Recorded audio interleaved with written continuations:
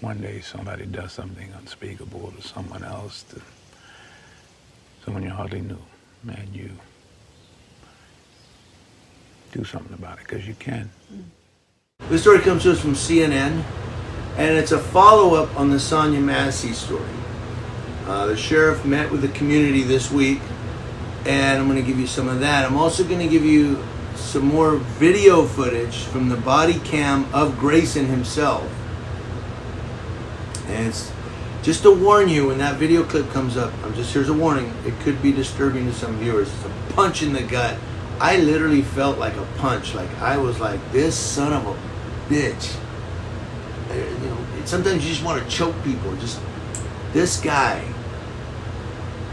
You're going to hear some things in this story that you didn't hear before. Now, I'm going to post in the description box a link to the 36-minute body cam footage. You can watch that whole video from start to finish.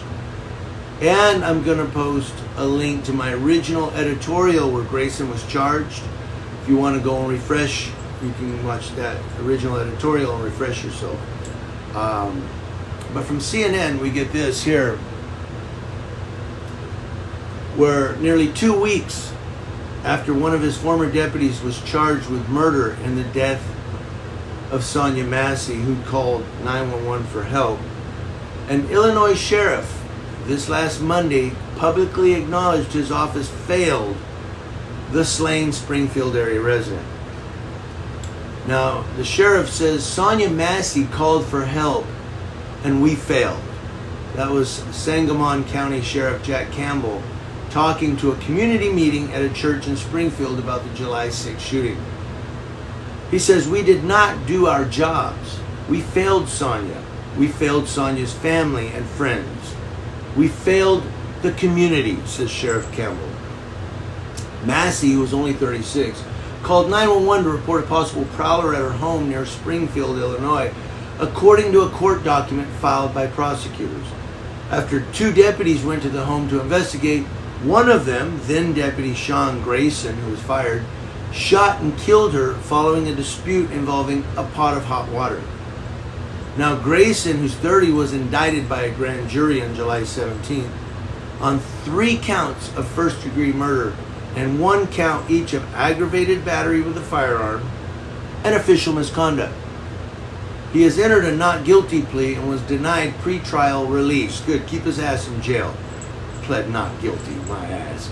A review of an Illinois State Police investigation into the shooting does not support a finding that Grayson was justified in his use of deadly force. Does not justify it.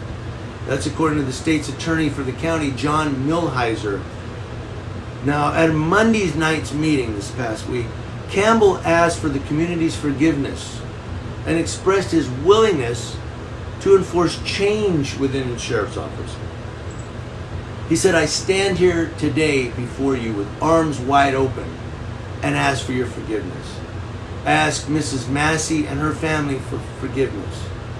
I offer up no excuses. You have none. What I do offer is our attempt to do better, to be better, the sheriff said. Now, the sheriff's office has commented on the incident previously, including on the day the office announced Grayson had been fired. The sheriff's office said then that Grayson's actions do not reflect the values and training of the Sangamon County Sheriff's Office or law enforcement as a whole. And it was clear that the deputy did not act as trained or in accordance with our standards. That's like a bottled statement they always make. Monday night's meeting this last week was facilitated by the U.S. Justice Department's Community Relations Service, which is charged with responding to and preventing community tensions and hate crimes on the basis of race and sexual orientation, among other factors. Now, on Tuesday of this week, civil rights attorney Ben Crump and the Reverend Al Sharpton held a news conference with Massey's family, including her 2 children, her parents, her uncles, and her aunts, her cousins, and her friends.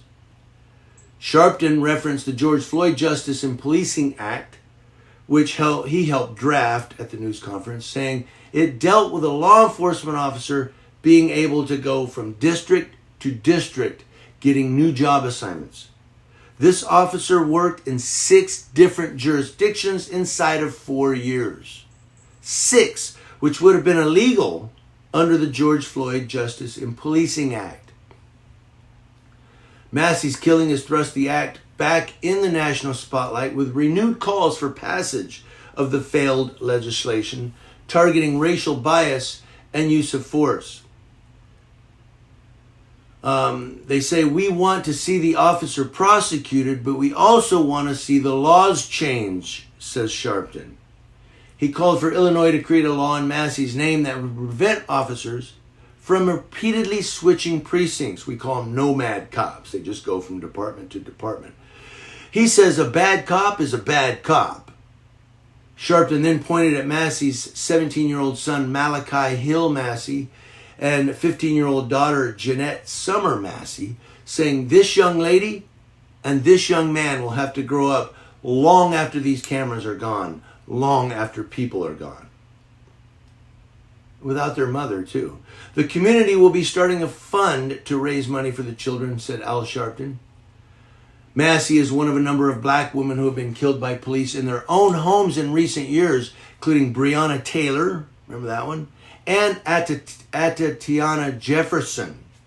I want to mention that real quick. Breonna Taylor, just a reminder, was the one where cops just burst through the door and her boyfriend was wondering what was going on. He thought it was a break-in. So he had a rifle and they shot Breonna, who was unarmed.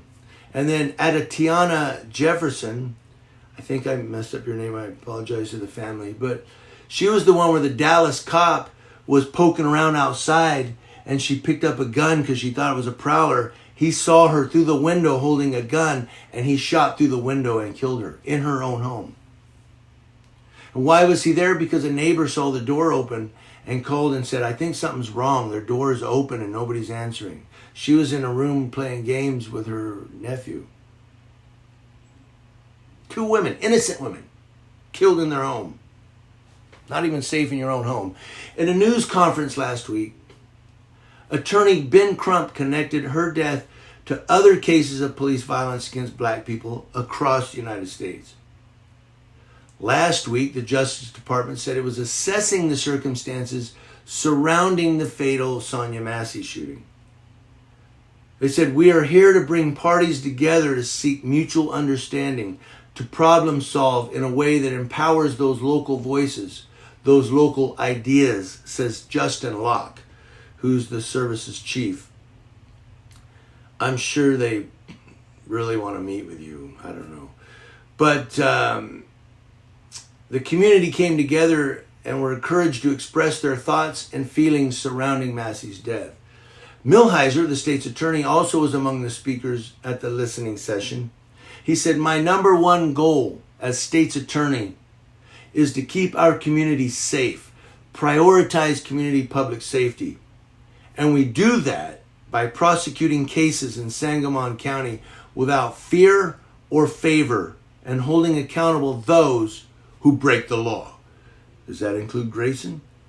Now, Tuesday's news conference, Massey's uncle Raymond Massey said his niece was utterly devoted to her children, her faith, and her accomplishments. He said, to hear them say they're having nightmares and not being able to sleep, it just breaks my heart. He's talking about the children. Her son Malachi then followed. My mother, she means everything to me. I love her with my whole heart. Her family's attorney emphasized the angle at which the deputy shot Massey. Said Massey was shot beneath her eye and the bullet exited at the back of her neck under her ear. Ben Crump told that to CNN. And he said what it tells us is that he shot her in a downward trajectory. She was knelt down.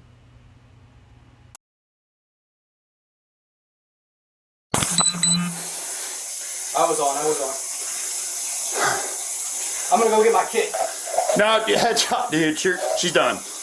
You can go get it, but that's a headshot. God damn it. God, fuck. Dude, I'm not taking fucking boiling water to the fucking head. And look, it fucking came right to our feet, too. God damn it. God Damn it. You good? I'm good. You good? Yeah, I'm good. Holstered up. Let her fucking just... There's nothing we can do, man. Fuck.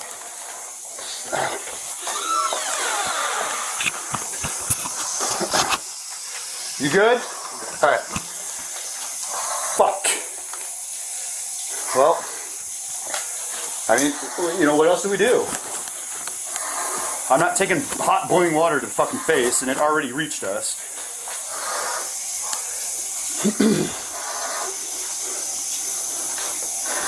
They got a 52 in route? Yeah, 1078.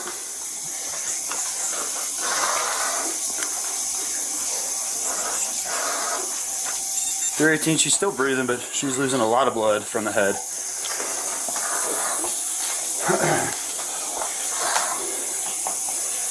I'll go get my med kit. I mean, Yeah, Bird, get your med kit. I mean, there's not much we can do.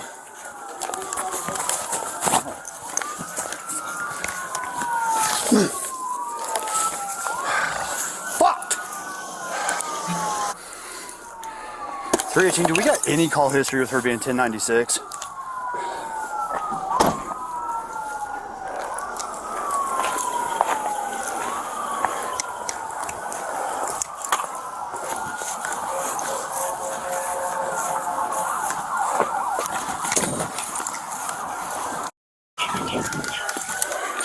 Is there anything you think we can do for her? No. Alright, I'm not even gonna waste my med stuff then. You wanna run down real quick? Nope, not yet. Alright. House is clear. She was the only one. Where's he going? No, she had a boiling water and came at me with boiling water. You shot her? Yeah. She said she was gonna rebuke me in the name of Jesus and came out with boiling water. That's what all this is. I was standing right here. Alright. And that's where he's landed. You better fucking not. I swear to God, I'll fucking shoot you right in your fucking face. Okay, I'm sorry. Drop the fucking pot! Drop the fucking pot! Drop the fucking pot! 19 shots fired. Shots fired! Shots fired! Okay, what do y'all need from us? Just nothing right now. Just hang out there for me. Thank you.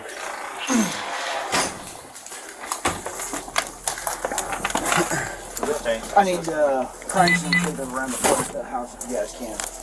But other than that, that's I think it. Anything else suspect? Me. Oh, I didn't know what happened. You got any questions? Yeah, I'm good. This fucking bitch is crazy.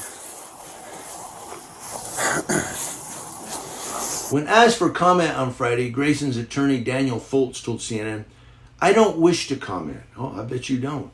Grayson did not activate his body camera until after he fatally shot Sonya Massey, according to charging documents. The other deputy activated his body camera when he first arrived on scene, the documents state. Did you hear that? He didn't even start his body camera until after he fired the shots. And you've seen in the video, that was him activating his body camera. And then just to kind of, I guess, I don't know, maybe not a recap, but just to put a cap on it here, you heard what he said. Well, I'm not going to waste my med kit then. Pfft. You heard that, right? He said, she's still breathing, but there's nothing we can do for her. It's a headshot. He says in that video she was still breathing, but then goes on to say, I'm not wasting my med kit. This is a cop that just didn't care. 6 departments in 4 years. And there's reports and allegations that he had trouble in the military as well. Sonya Massey's life ended when Sheriff Campbell hired that deputy. When that guy became a deputy, when Grayson was sworn in as a deputy, Sonya Massey's life ended that day. She just didn't know it. Neither did we. There are more cops like this guy walking the streets. People, get your cameras out. Record them. People laugh at me. People mock me. People ridicule me. He's recording the cops. Oh, get that shot. But when you get a guy like Grayson who doesn't start his body camera until after he fires the shots, Thank God there was another deputy that had his running the whole time. Oh yeah. His body camera is going to be used as evidence against Grayson. Why? Because he was smart enough to hit start when he got out of the car. So that's why when people laugh and ridicule and mock that I'm recording the police, I don't care. And it may be a good cop. Maybe it's a guy that's just doing his job. And most of the time, that's all it is. But when that one cop like Grayson, or those cops from Memphis, Tennessee who beat Tyree Nichols to death, when any of those cops are in front of my camera, you best believe I'm going to be recording. When you get a guy like this corporal from Yucaipa PD that tried to accuse me, that would be child porn? You know, trying to fabricate a crime when there was none. Those are the types of cops I'm going to be recording. And those are the types of cops you should be recording.